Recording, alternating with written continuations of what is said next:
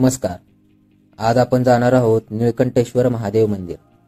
हे मंदिर भगवान शिवला समर्पित आहे. मंदिर हे टेकडीवर असून पुण्यापासून सुमारे 40 किलोमीटर अंतरावर स्थित आहे. मंदिर खडकवासला आणि पानशेत धरणापासून जवळ आहे. जाताना आपल्याला खडकवासला धरण, डोंजेगाव, खानापूर, पानशेत या मार्गे जाता येते. तसेच आपण सांगरून या गावामार्गे सुद्धा जाऊ शकतो.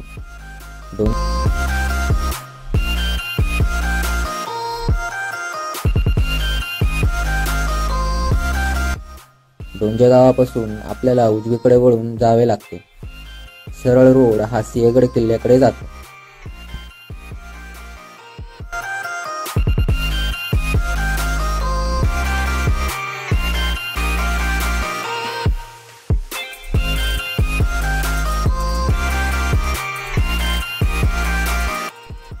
आता आपण येऊन पोचतो जांभळी या गावात. तेथून डाव्या साईडला वळून मंदिराकडे जाण्याचा रस्ता आहे.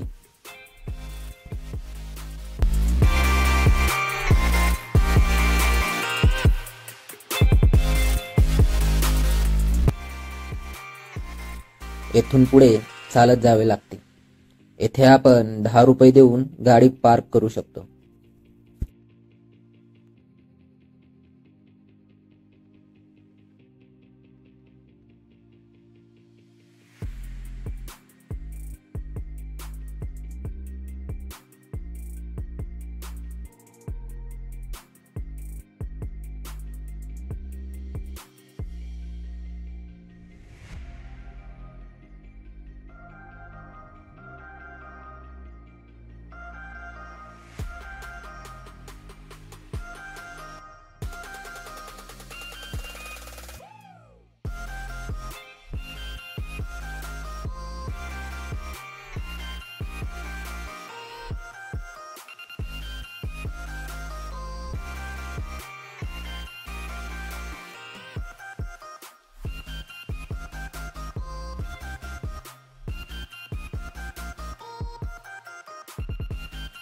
ज्यांना ट्रेक करून वर जाणे शक्य नाही त्यांच्यासाठी ट्रॅक्टर सेवाही उपलब्ध आहे. ट्रेक हा साधारणतः 20 ते 30 मिनिटाचा आहे. ट्रेक करताना आपल्याला रस्त्याच्या बाजूला झाडे व विविध रंगांची फुले पाहायला मिळतात.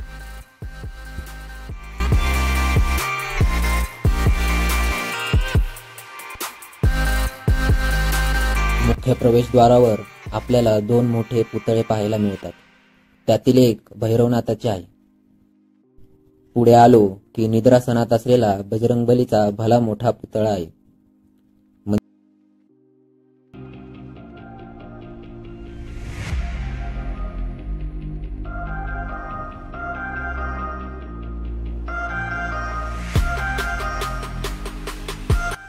मंदिराकडे जाताना आपल्याला फलक वाचायला मिळतात.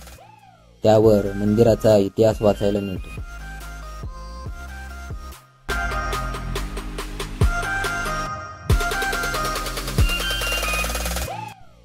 मंदिराच्या प्रवेशद्वारावर द्वारपालक, त्याचबरोबर प्रभू श्रीराम, लक्ष्मण आणि हनुमान आहेत.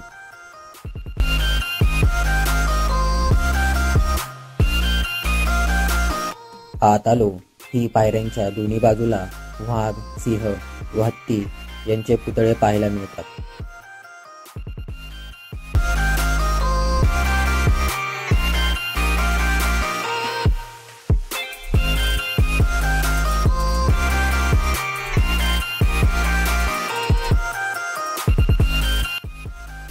दर्शन रांग चालू होते तेथे सुद्धा राधाकृष्ण, संत तुकाराम, संत ज्ञानेश्वर, शिव पार्वती असे अनेक पुतळे आहेत.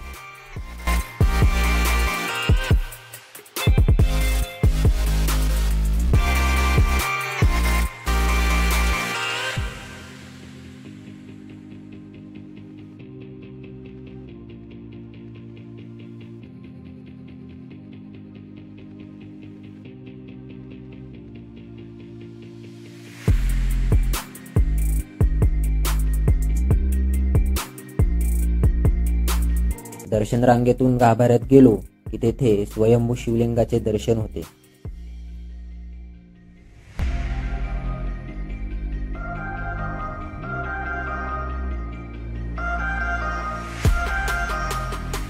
मंदिर परिसरात अनेक वेगवेगळे पुतळे आहेत. सनातन पौराणिक कथानुसार सर्व देवदेवतांचे पुतळे पाहायला मिळतात. चला तर मग पाहूया सर्व कथा पुतळ्यांच्या मार्फत आणि जाणून घेऊया पौराणिक कथा.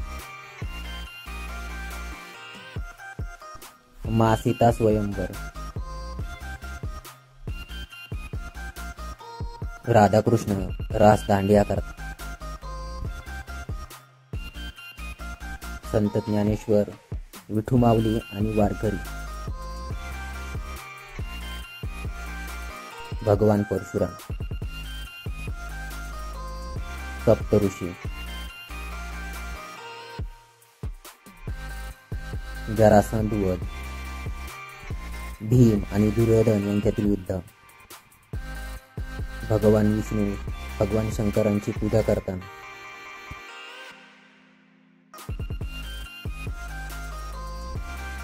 कुंभकर्णाला निद्रासनातून जागे करताना. बकासुराचा वध.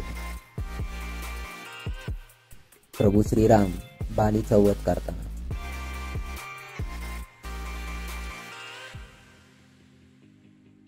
देवी सती आणि भगवान शंकर. यमापासून नवऱ्याच्या प्राण्यांचे रक्षण करताना देवी सावित्री. मच्छिंद्रनाथ जन्म. रेड्याच्या मुखातून वेद बोलून घेताना संत ज्ञानेश्वर. भगवान शंकर विष पिताना आणि समुद्र मंथनाचा क्षण. देवतांना अमृत देतानाचा प्रसंग. श्रीकृष्ण आणि सुदामा भेट. हिरण्यकश्यप वध. दत्तगुरु आणि नवनाथ. महाभारतातील द्रौपदी वस्त्रहरण प्रसंग. शेवटी आपल्याला पाहता येतात भगवान विष्णू यांचे दशावतार.